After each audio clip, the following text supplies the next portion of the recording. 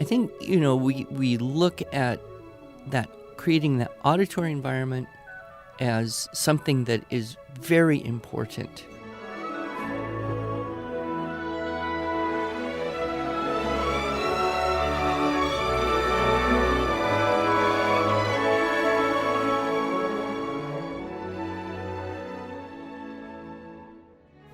Hello, and welcome to the Arts of Language podcast with Andrew Pudewa, founder of the Institute for Excellence in Writing, or as many like to say, IEW. My name is Julie Walker, and I'm honored to serve Andrew and IEW as the Chief Marketing Officer.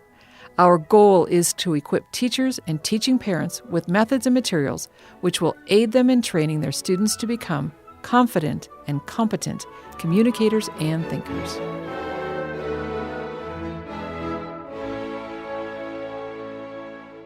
So, Andrew, remember that time, that summer, when all the homeschool conferences were canceled and you were not allowed to go out and speak anywhere? And wow, that was just an incredible summer, wasn't it? Yeah, it was a year I would like to erase from my memory.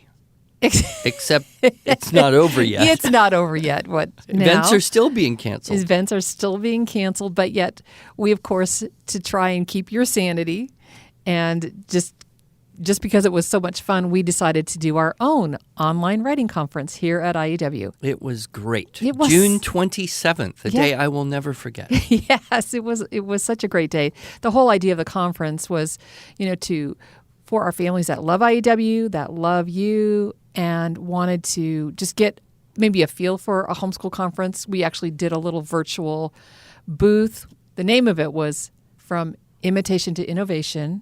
You did your first talk, From Copywork to Composition, which kind of is definitely along that same line. But the whole idea is teaching writing is easier than you think. I think we get caught up in, as you say, all the different arts of language, all the language, the spelling and the grammar and the handwriting.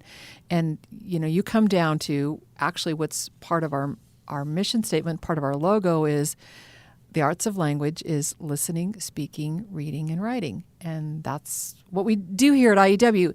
Anyway, so many people attended live. I think we had, thousands and thousands of people attended live. And one of the things I found most exciting was the number and diversity of people from other countries. Exactly. Yeah. Pakistan and Oman and South Africa and Philippines. And some people must have been up at odd hours to tune in. And of course, it was an all-day event. So it was just one continuous 8-hour stream. Yep. Although we did have the different things. And then, of course, probably the boldest thing, we never did it before. I'm not sure we ever want to do it again.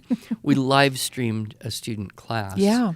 And it was delightful to hear, people, writing in or responding, their child had such a good experience. Yeah. Even though it was a virtual event, the impact was perhaps greater. I've been thinking about this year, and there are other virtual conferences and things and webinars here and Zooms there. It's possible that I have talked to more people this summer than in a normal summer where I would be at 12 to 15 conferences in different states all over the place. Yes, and of course, there's nothing that replaces face-to-face. But I believe that's true, Andrew.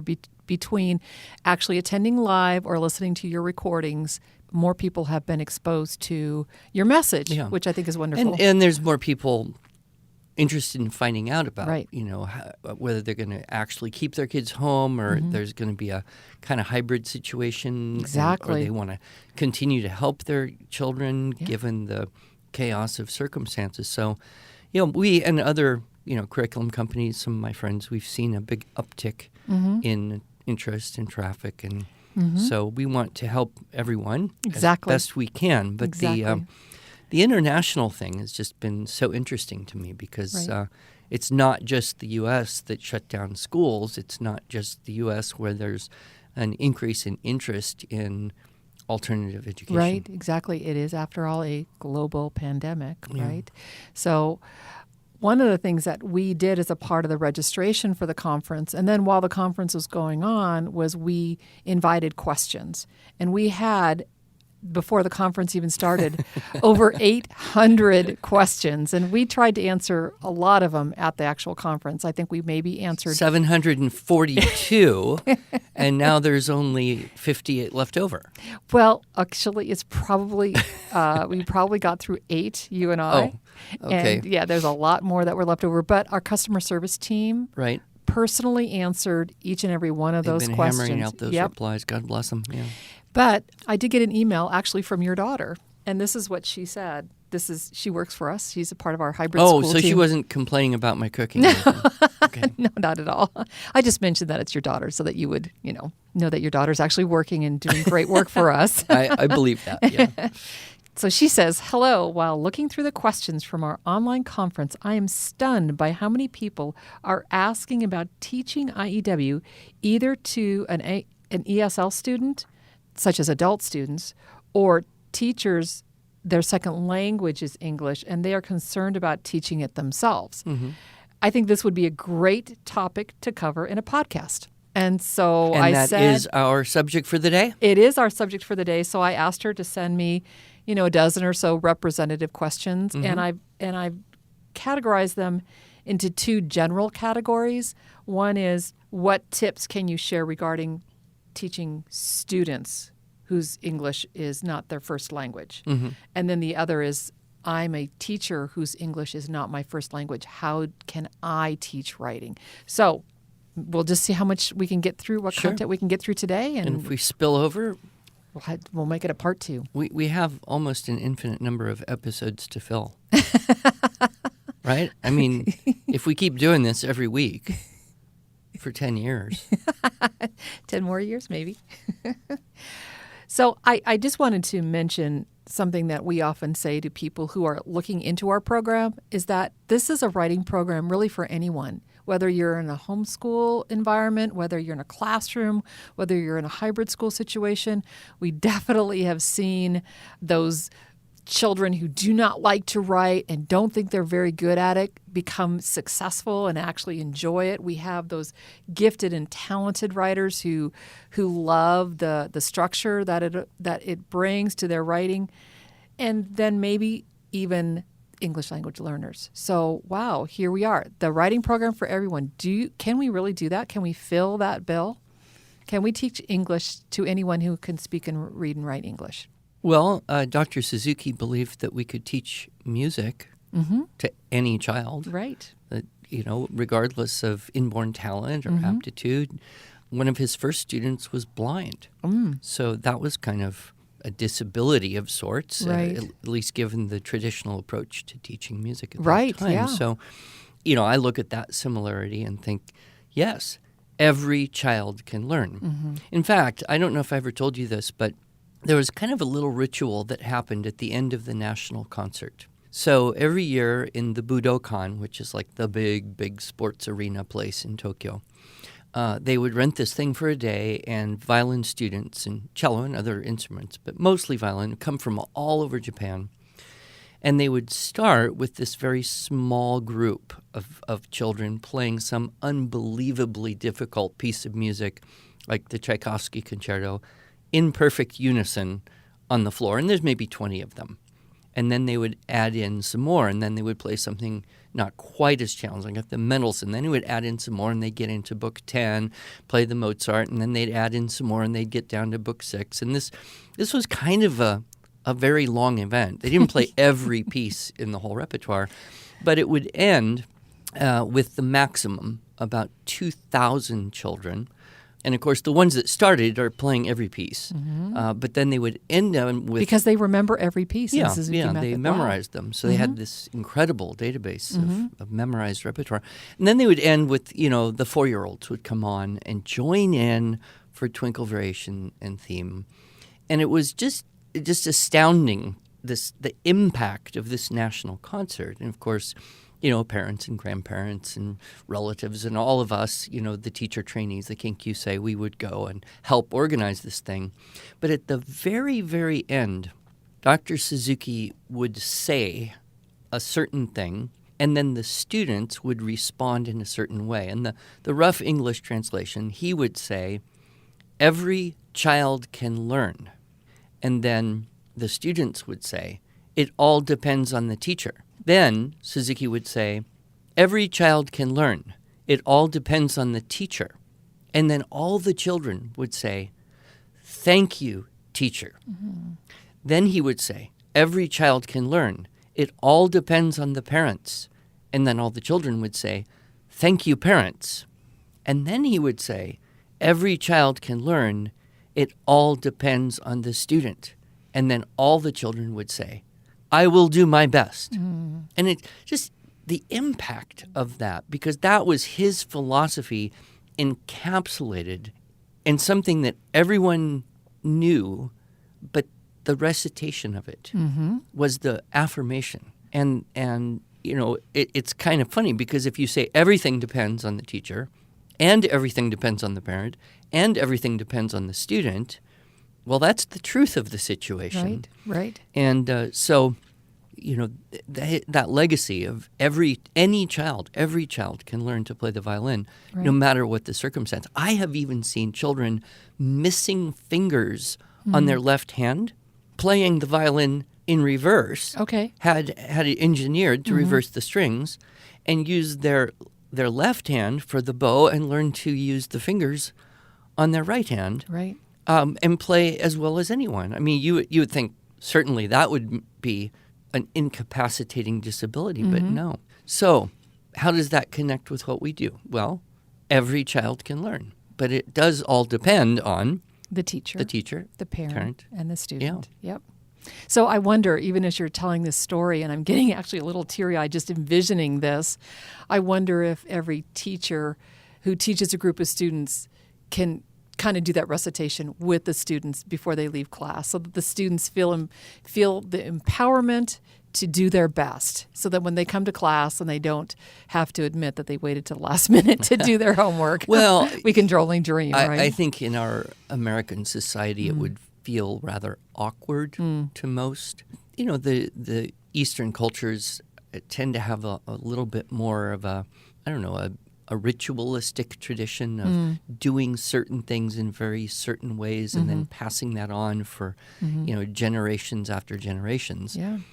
We do that, but not as consciously or intentionally as the Japanese do. So I'm not sure it would work in quite the same poetic manner, but anyone who'd like to try it, you're welcome to do so. Absolutely. So should we start with the teacher perspective or the student perspective? Because I know that you have personally learned to speak another language and used some methods that I want to talk about either today or next time. But I also know that you have taught students whose first language is not English. Yeah. So, well, I think the students who ask the question, the answer for them is also the answer to the teacher. Okay. Here's how to help your students. So we'll just kind of blend them and see. Yeah, I think so. But, most students are going to say something like, English is not my first language.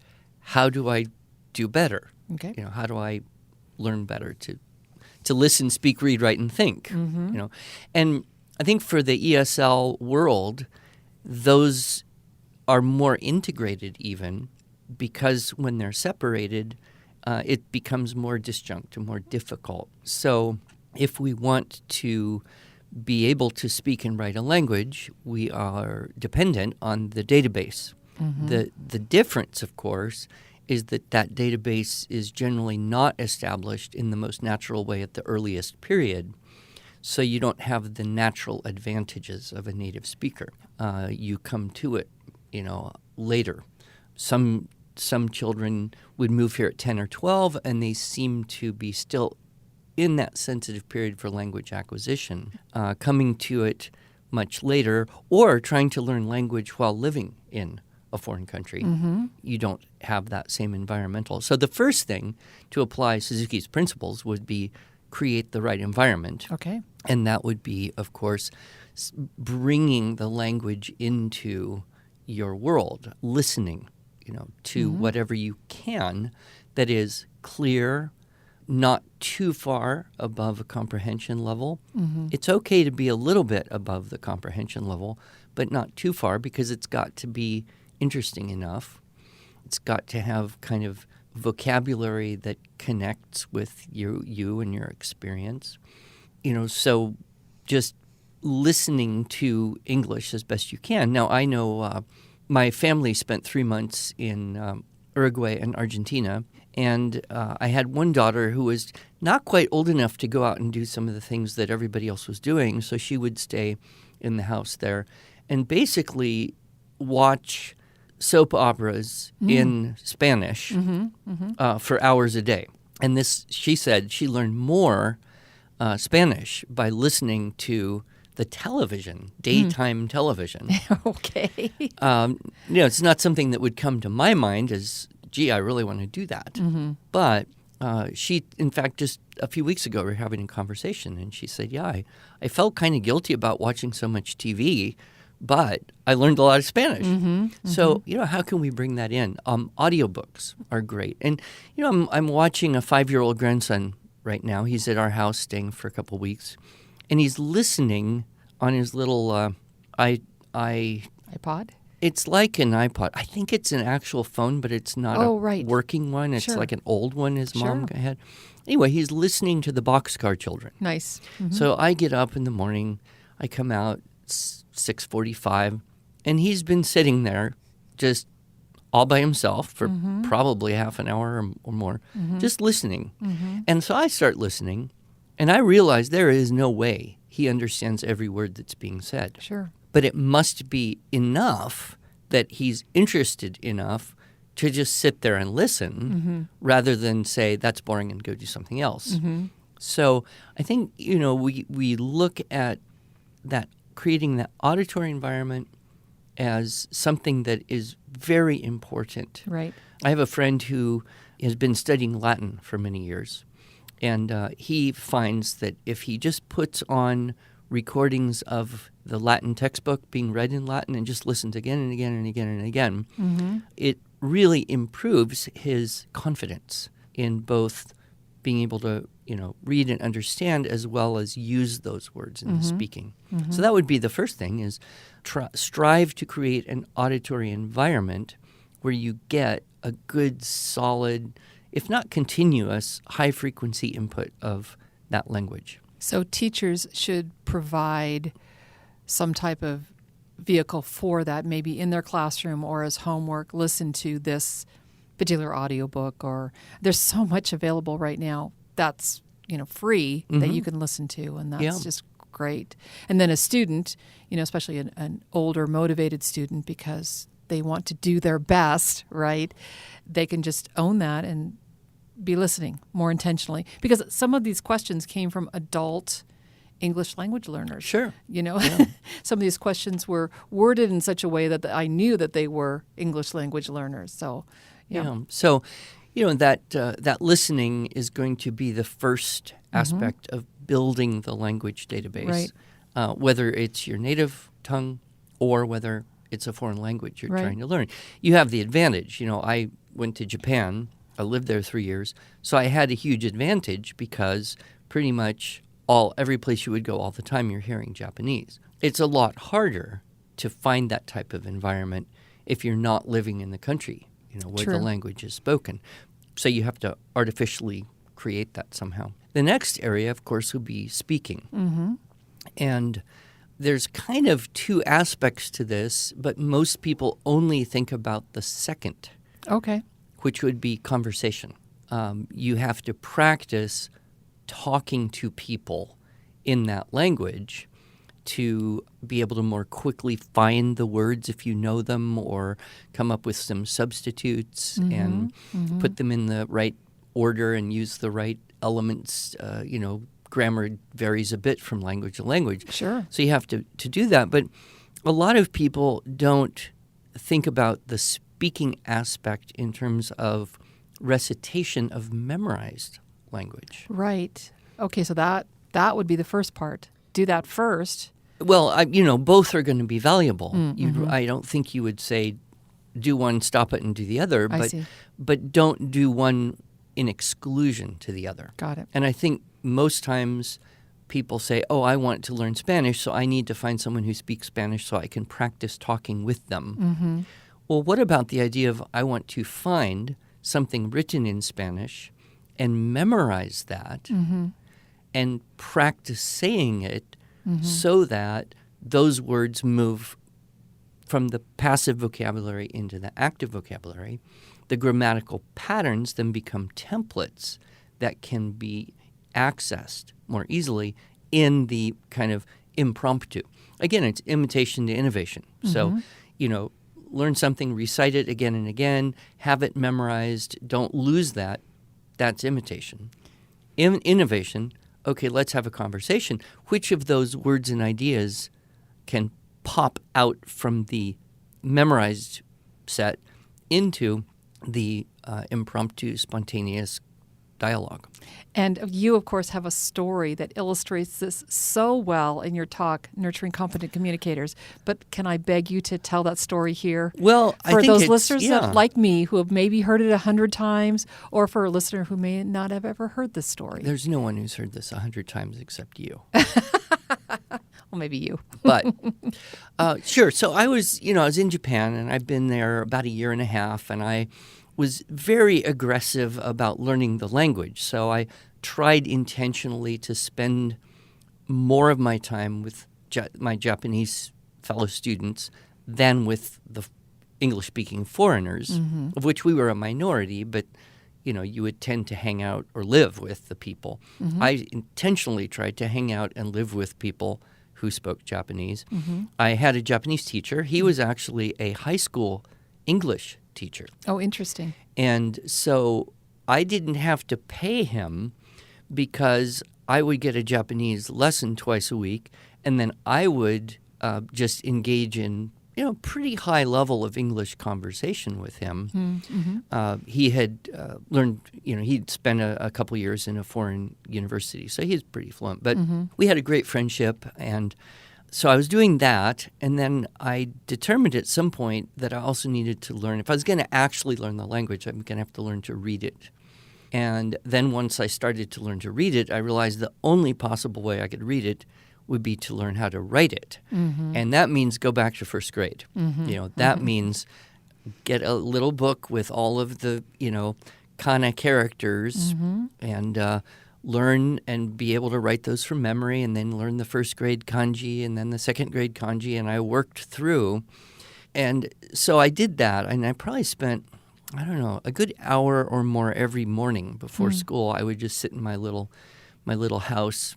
In the winter, it was cold, so I'm bundled up under the kotatsu table with the blanket over and the heater right behind me. I'm familiar with that. And I would just sit there copying characters, and then I would actually copy, sentences so I could see how the characters in the kana would go together, because it's not exactly the same as hearing it. It's more precise. And so I was making good progress, but I think I felt after about a year and a half, I kind of hit a wall. I knew all the words that I needed to know to say pretty much anything I wanted to say, and I could be understood by people if they were patient, and I could understand people if they talked slowly. And to me, it was a lot harder to understand overhearing conversation between, two other people. Sure. But anyway, I kind of hit this wall. Like, what do? I could learn more vocabulary. I could keep studying grammar, but I pretty much have that. So what I got in my mind was, hey, I'm a Suzuki Method student. I should probably try Suzuki Method on myself to learn Japanese. Okay. Because, one of Suzuki's whole ideas is we're not just teaching music. This is an education system by which anyone can learn anything. Right. And so I thought, well, one of the things all Suzuki students do, properly trained ones, is they memorize their repertoire. And they have this huge database of memorized repertoire, which then allows them a facility with improvisation that a normal student would just not have. Right? Or normal. I would say a non-Suzuki trained, having memorized a lot of repertoire student. Not normal, but... So I decided to memorize a big chunk of Japanese language. So I went to the bookstore and I got Jack and the Beanstalk. Jaku Tomame no Ki. Okay. In Japanese. It's a kid's book, right? Illustrated children book. But, not a wimpy little Jack and the Beanstalk. A couple hundred sentences worth of Jack and the Beanstalk. Took it to my Japanese teacher with my tape recorder. If anyone remembers that. And I asked him to record the whole thing so that I could listen to it. And I had a little Walkman. Do you remember that? Those miraculously handy portable cassette players with headphones, And so I would listen to it while I was, cooking my breakfast or riding my bicycle to school. And then I also had the printed version, and I could read it well enough. And so I just started memorizing this thing. The way you'd memorize anything, slowly, like just one sentence, and you say it again and again and again and again until you can do that without hesitation. Then I would memorize the next sentence and say both of those sentences again and again and again and again until I could do that without hesitation. Then I would try for the third sentence, and I would just recite everything I had memorized continuously many times a day, filling up as much time as I could. And it took months, but I did get it. Good. I got the entire book. Good job. And this changed my life in two ways. Number one, I could entertain Japanese children like you would not believe. Right. I would go to someone's house for dinner. I would just start telling them, Mukashi, mukashi, Jack to you no koron wa imashita. Jack wa itazura ko nandakedo. Yeah, I could go on for a while. And they're just kind of stunned because they had never seen anyone who could do this, let alone, a big, funny-looking white guy with a weird accent. Right? But so that was kind of fun. But the most important thing is I noticed that as I was talking, as I was just having dialogue with anybody, a little pattern, a phrase or a clause or a sentence, a grammatical pattern would kind of hop out of Jack and the Beanstalk. I could then change the words, the nouns, the verbs, the adjectives, the parts of it, and say what I wanted to say with a grammatical pattern which I could not have intuited just by thinking through the rules of Japanese grammar. Right. Because really, in language, the possible combinations of how to do things are almost unlimited. I mean, not quite infinite, but it's huge. And you would never be able to extrapolate all the possibilities, but by having that database of patterns, then it added hugely. It was a big leap forward. And I also realized that one of the best ways to get some good things to say to people were to memorize jokes. Oh, that's great. So I actually asked my Japanese teacher to teach me puns and jokes in Japanese. And, of course, just like in English, they have many words that sound the same but have different meaning. And so then I would come across as being this, superbly eloquent guy because I could tell really subtle jokes in Japanese. So what's the word for nose in Japanese? Hana. And what's the word for flower in Japanese? Hana. Yeah, so I happen to know that because my mother-in-law is Japanese. And it's like, you wouldn't think that. Yeah. No, I remember one very elaborate joke, and it was quite a story. It went on for a while. It was about a koi fish. A fish. And koi means that kind of fish, but it also means love, romantic love in Japanese. And then the fish is swimming down a river, and he swims into an old boot that's at the bottom of the river. So hakaru is a verb meaning to put on. And you would use that expression, you would use that verb if you were putting on your shoes, right? Hakaru. But it also means kind of to stick. So there's an idiom in Japanese, koe wa hakanai, which basically means romantic love never lasts. Okay. Right? Okay. So you've got this fish swimming into a boot, and then the punchline is koe wa hakanai. The fish cannot get into the boot. And of course, they recognize that. So anyway, I don't know if there's any Japanese speakers out there who've heard that joke before, but I was awfully proud of the fact that I got that, the subtlety of that. So I think memorizing jokes is a great way to get some insight into the language, and then you see, oh, wow, there's these double meanings, or what we call, I guess, homophones. Yes, and what I like about that, I plug here for our YouTube channel and we'll put a link in the show notes where you have your jokes. And so we've got a bunch of jokes that we did. We did these a couple of years ago before we got involved in the Big Show project of the structure and style for students, and we haven't had much time to have you do any more jokes for us. And of course, we also have your joke telling on our Facebook page. But, and what people should do is, whether they're native speakers or wanting to learn the jokes, take a keyword outline as I'm telling the joke, and then try to reconstruct the joke from the keyword outline. We're going to talk about that next time, because I think that's a higher level for English language learners. Yeah. But one of the things that I love about what you were talking about is you were getting a native speaker to record these for you, so you weren't just reading the words and trying to pronounce them correctly, but you were listening. Exactly. And were pronouncing it correctly because you were trying to imitate that master. Yeah. And I think that in some ways, I think that was what was missing from my mother-in-law's training. She came to the United States when she was 35 or so definitely older, and spent many, many years of her life learning English, but even to this day, and she's 95 today and still alive, God bless her soul, but she is so hard to understand. Well, of course, now that she's older, but even when she was younger, her English was never very clear, even though she could write well and at times corrected my own son's papers, much to their chagrin, but her English wasn't very clear. And I think what you're talking about is that listening and speaking using a native source. And doing it very intentionally. Yep. One last quick little story. I think you've heard me tell this one. I was in Washington State at a school that had a very high Spanish-speaking population. And so most of the children in this school, English was their second language. And I went in, and I had done teacher training, professional development for the whole district. So I was doing demo classes.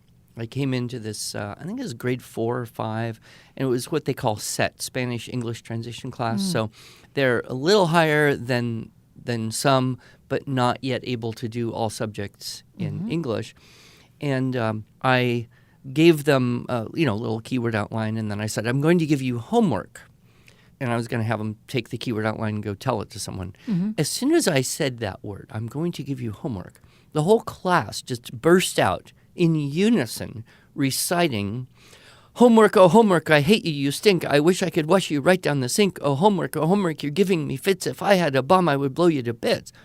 That's just the first stanza. They went on for all 3 stanzas.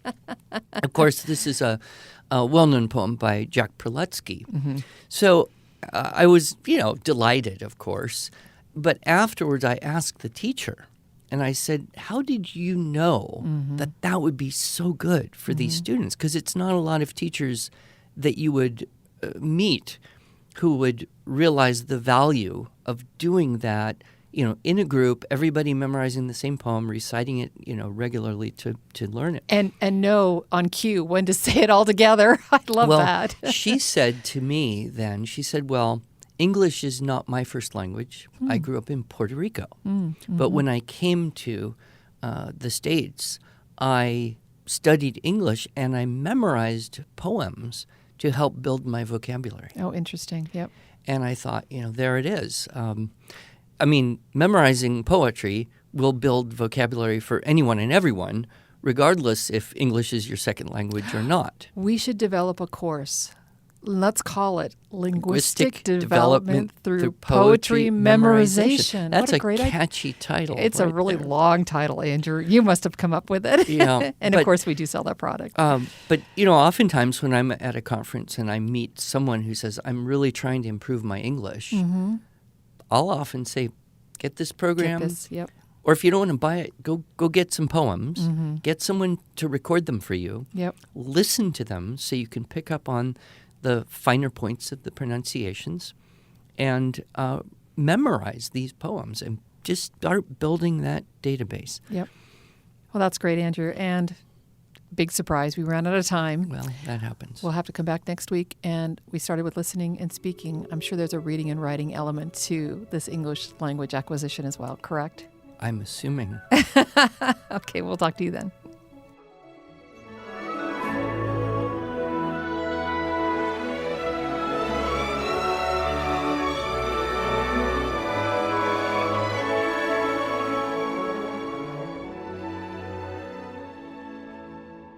Thanks so much for joining us.